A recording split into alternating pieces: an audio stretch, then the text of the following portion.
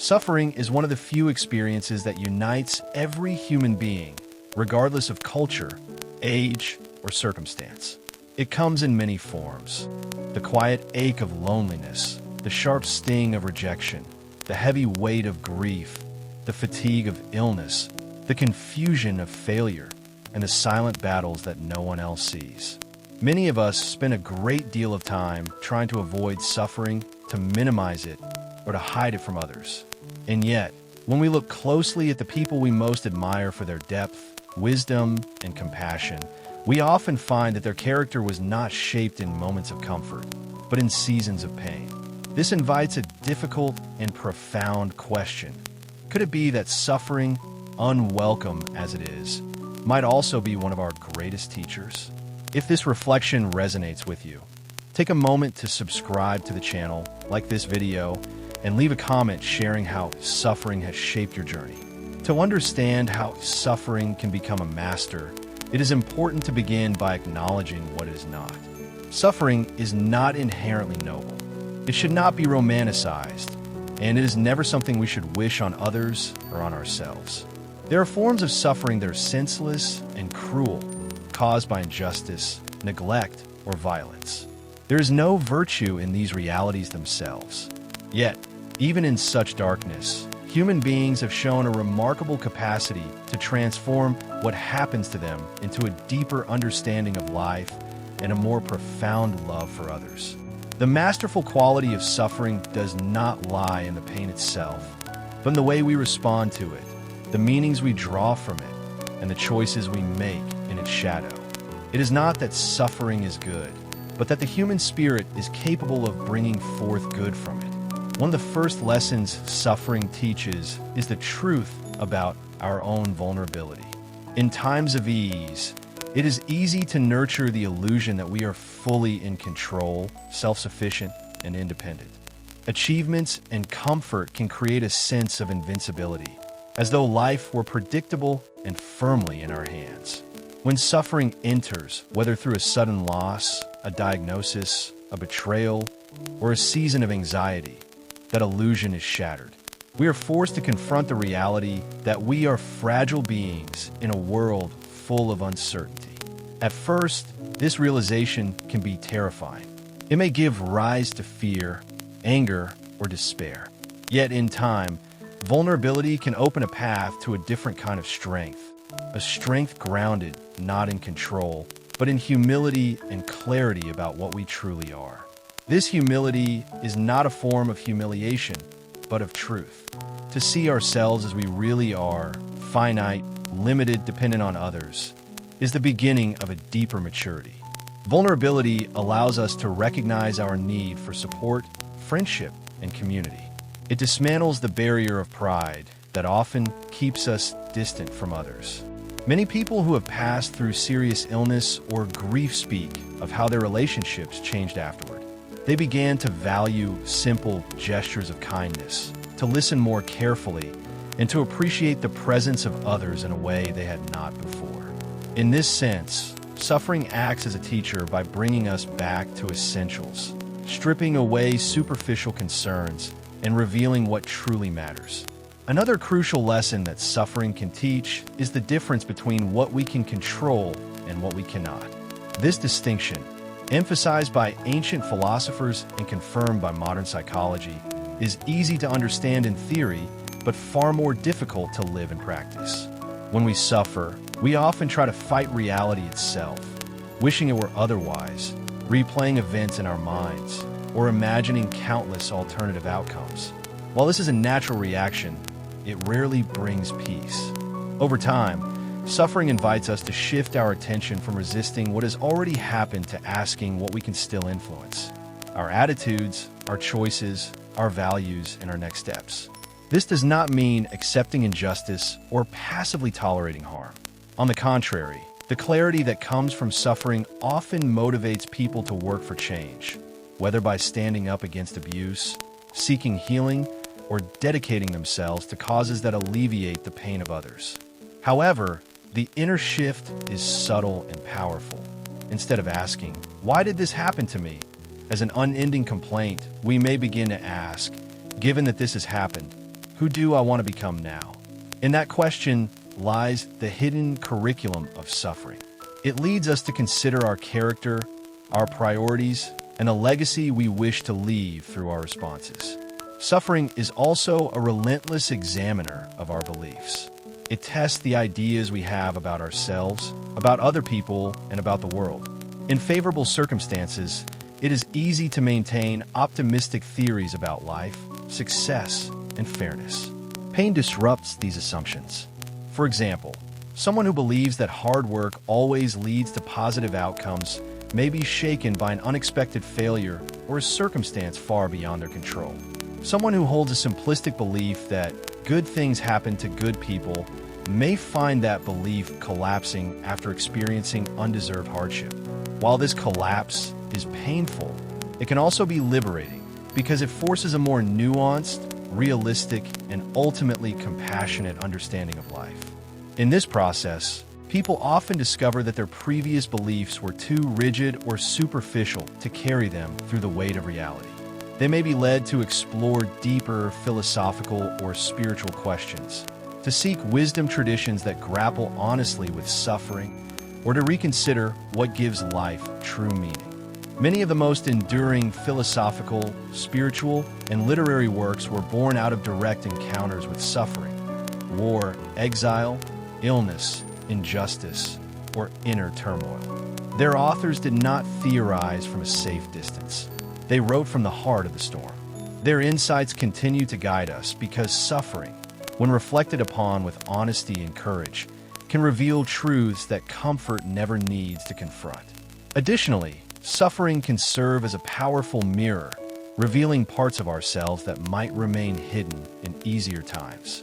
When everything goes well, we can maintain certain images of who we are: patient, generous, understanding, or brave. Under pressure, however, our deeper tendencies surface. We may discover impatience, resentment, envy, or fear. While this revelation can be uncomfortable, it is also an opportunity.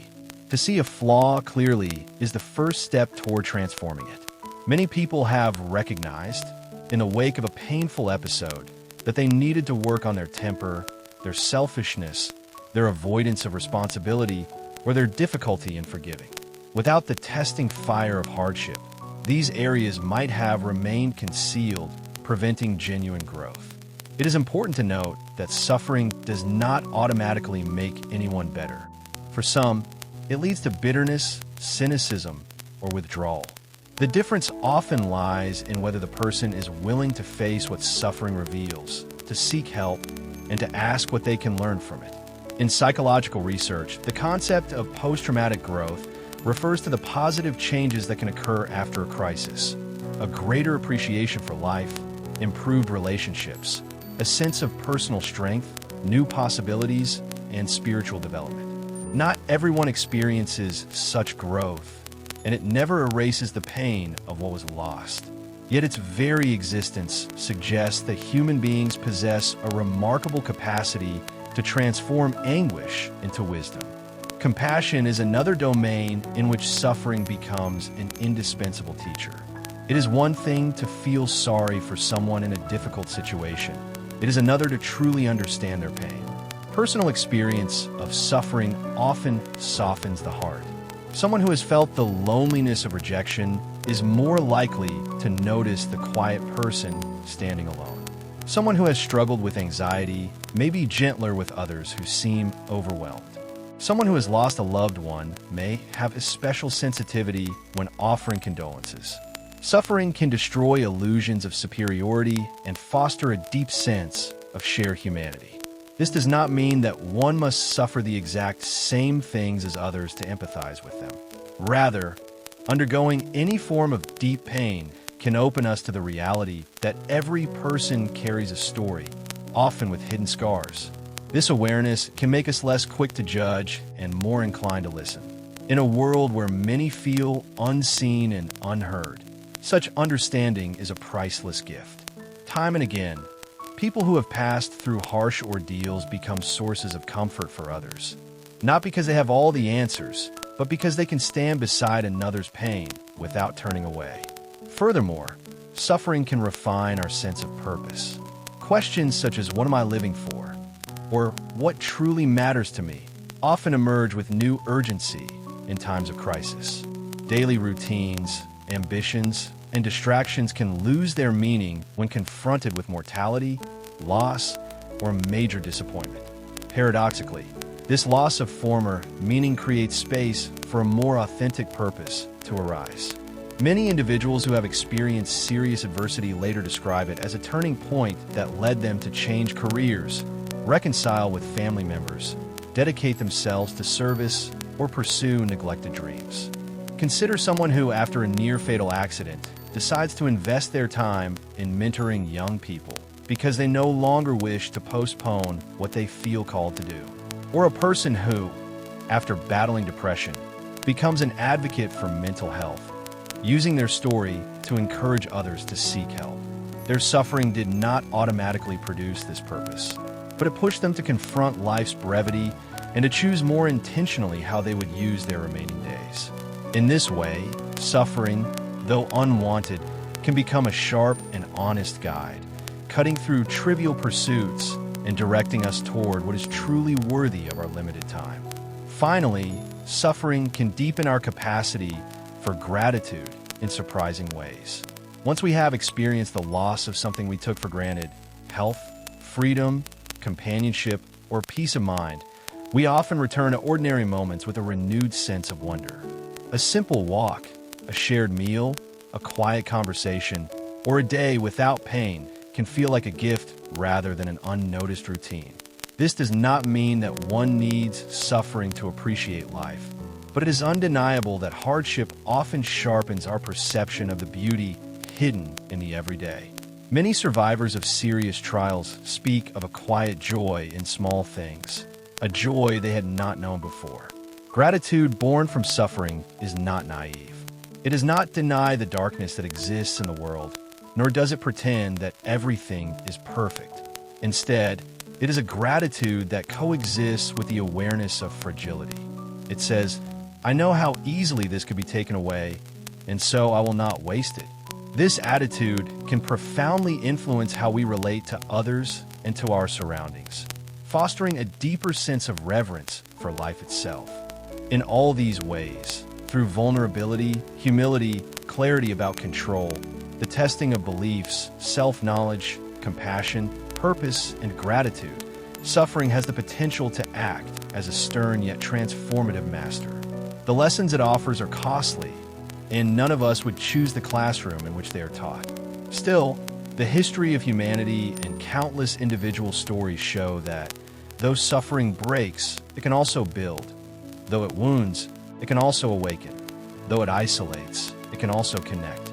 The challenge before each of us is not to seek suffering, but to decide how we will respond when it finds us, and whether we will allow it to deepen our humanity rather than diminish it.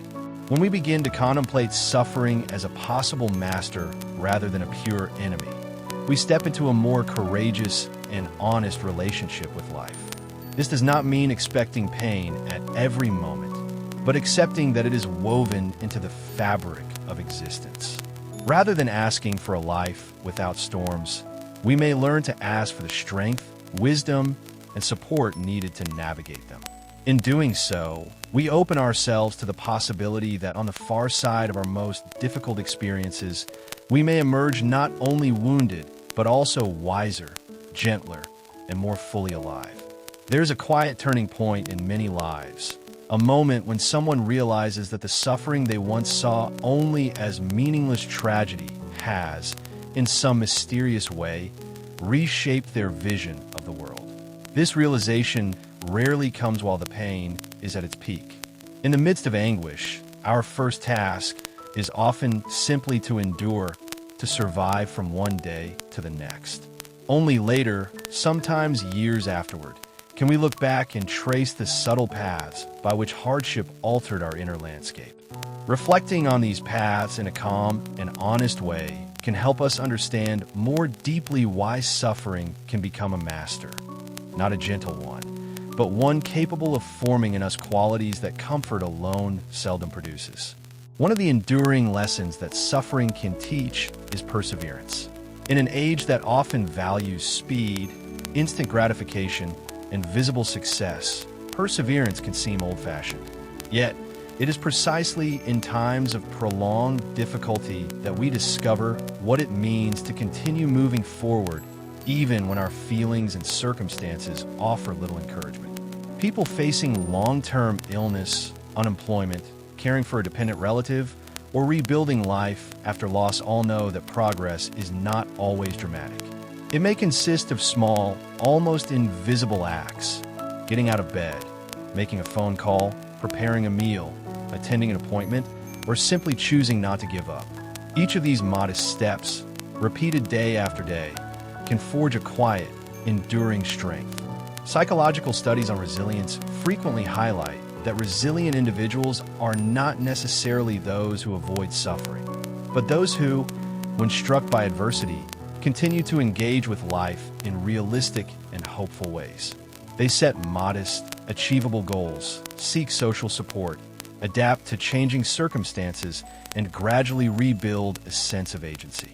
Suffering, when faced rather than denied, forces us to practice these skills.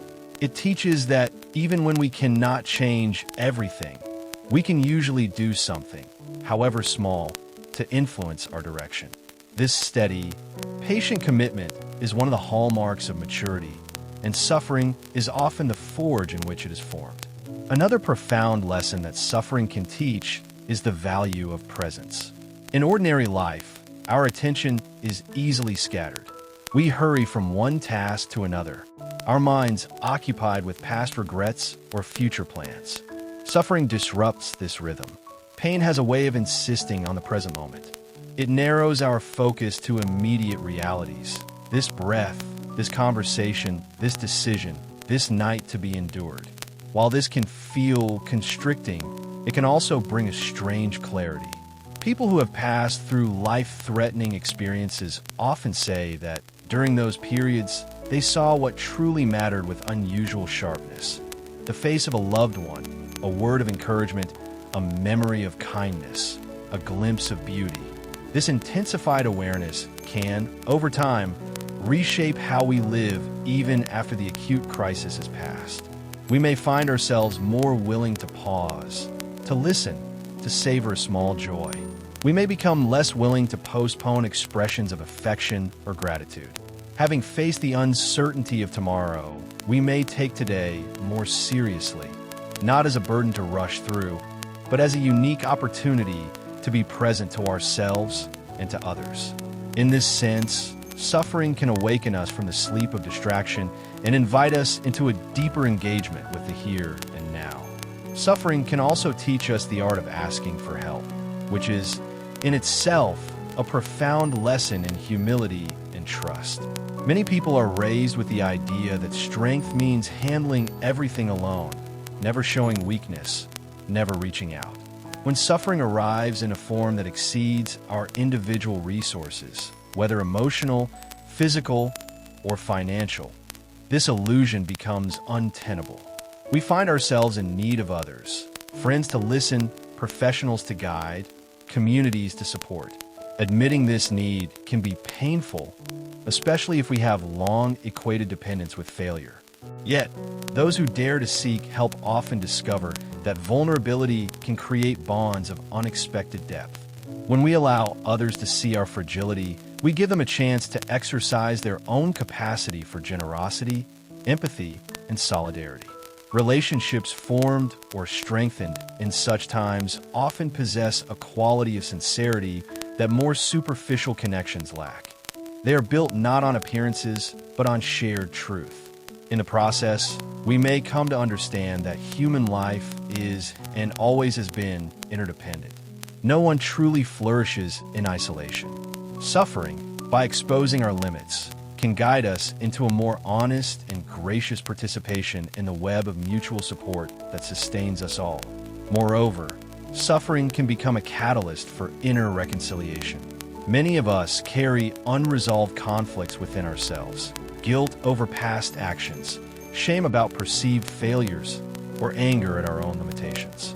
In quieter times, we might manage to push these feelings aside, masking them with activity or distraction. However, suffering often brings them to the surface.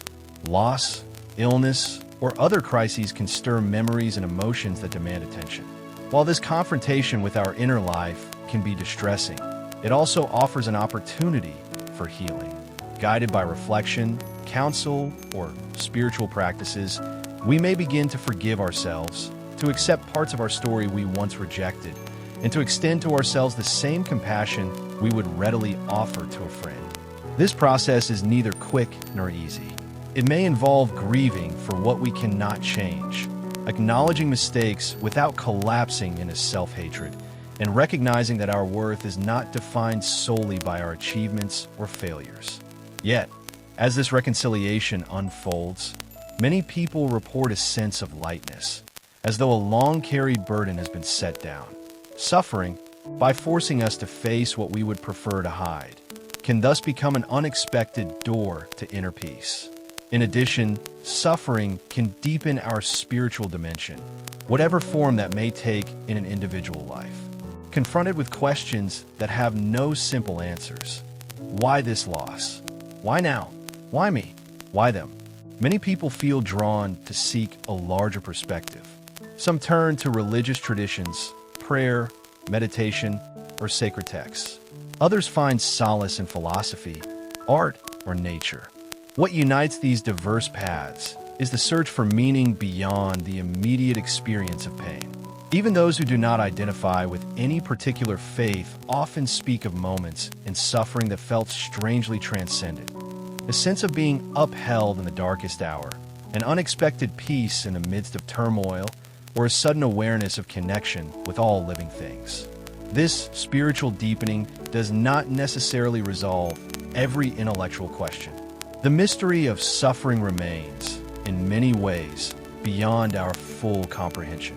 However, it can transform the way we inhabit that mystery.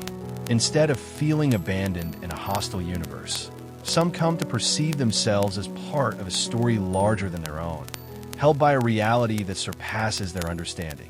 The language used to describe this experience varies widely, but its fruits often include greater compassion, humility, and courage. Suffering, by breaking open the heart, can make it more receptive to dimensions of existence that are easily overlooked in times of ease. Another way in which suffering can act as a master is by teaching us to discern what is essential from what is secondary. Before a major crisis, it is common to invest significant energy in concerns that, in retrospect, seem trivial. Social appearances, minor inconveniences, small rivalries, or the endless pursuit of more possessions. When life is suddenly threatened or profoundly altered, these concerns can fall away overnight. What remains are the fundamentals: love, integrity, presence, truth, and the desire to contribute something of value. This stripping away, painful as it may be, can be profoundly clarifying. After such an experience, many people choose to simplify their lives. They may spend more time with family, engage in meaningful work, let go of grudges, or reduce their attachment to material status. The memory of suffering acts as a quiet advisor, reminding them not to waste their limited days on what has not truly nourished the soul. This does not mean abandoning all comfort or ambition, but rather aligning them with deeper values. In this sense, suffering can help purify our intentions, so that our actions are less driven by fear, vanity, or blind habit, and more by conscious choice. Suffering can also inspire acts of creativity. Throughout history, artists, writers, musicians, and thinkers have transformed their pain into works that speak to the hearts of others. While not everyone is an artist in the conventional sense, the impulse to create something new from suffering is deeply human. It might take the form of writing a personal reflection, composing music, planting a garden, starting a support group, or developing a project that addresses a problem one has faced. These creative responses do not erase the original hurt, but they transmute it. Pain becomes a source of insight, empathy, and innovation, rather than remaining a closed wound. This process of transformation is mirrored in many cultural and spiritual symbols. Seeds that must break open in the dark soil before they can grow, metal purified by fire, or night skies whose stars are visible only in darkness. Such images do not glorify suffering, but recognize its paradoxical potential. They acknowledge that, under certain conditions, what could have been only destructive can become the raw material for something unexpectedly beautiful and life-giving. Finally, suffering teaches us about our shared destiny as human beings. In a world marked by differences of language, culture, belief, and opportunity, it is easy to feel divided from others. Yet suffering is universal. Everyone, at some point, knows fear, loss, disappointment, or grief. When we become aware of this common ground, it can foster a sense of solidarity that crosses many boundaries. We begin to see in the stranger's eyes a reflection of our own vulnerability. We recognize that behind every face there's a hidden story, often marked by pain. This awareness can influence not only interpersonal relationships, but also social and ethical choices. Those who have suffered may become more sensitive to injustice and more committed to alleviating it. They may support policies that protect the weak, volunteer in organizations that aid those in crisis, or simply approach daily interactions with more kindness. The memory of their own wounds inspires them to be, as far as they are able, a source of healing rather than harm. In this way, suffering can contribute to building a more compassionate society, one in which the pain of some becomes the concern of many. To say that suffering can be a master is not to deny its harshness. Pain is real, and there are forms of suffering that remain mysterious and devastating, for which no explanation seems adequate. There are wounds that may never fully heal in this life. Honoring suffering as a teacher does not require us to pretend otherwise. Instead, it invites us to hold two truths together: that suffering is an enemy of human flourishing, and yet the human spirit has an astonishing capacity to wrest meaning, wisdom, and love from its grasp. When we accept this dual reality, we can approach our own trials and those of others with a more balanced heart. We resist the temptation to minimize or dismiss pain with easy phrases, and we also resist the temptation to let it define us completely. We acknowledge the hurt, we seek help, we grieve, and in time we ask what could still be built, learned, or given. In this journey, suffering ceases to be only a force that crushes and becomes, little by little, a stern instructor in the art of being human. Ultimately, the question is not whether we will suffer, but what we will do with the suffering that inevitably visits our lives. We can allow it to close us off, hardening us against the world, or we can permit it, however slowly, to carve out greater depth within us. If we choose the latter path, we may find that the parts of ourselves we value most, our courage, our compassion, our sense of purpose, and our gratitude, were shaped in no small measure by what we endured. In that light, while we may never welcome suffering, we can still honor the unexpected wisdom it brings and let it guide us toward a life that, though marked by scars, is richer, more lucid, and more profoundly attuned to the fragile, luminous gift of being alive.